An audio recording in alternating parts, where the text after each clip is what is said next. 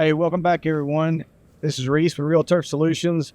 We hope everyone's had a good summer. It's been hot. Luckily, we've had some rain, good growing conditions and weather. We're here today to tell you about some things that we've been seeing. A little Tuesday tip is, if you see an area like this in your yard, more than likely you've got armyworms. We're seeing those all over the place right now, especially in azaleas, bushes, and lawns. A lot of you guys spend a lot of money trying to keep your property up, and beautifications are hard to do when you have an invasive species like this. They usually fall out of trees, they start in areas, and then they move outwards. They can really tear up a yard in a short amount of time. With over the course of a few days, half your yard could be gone. They love wet areas. It's a softer area for them to chew on. That's why they come to these nice, beautiful lawns that are irrigated. So if you're seeing areas like this, if you've got time, go out in your yard, look.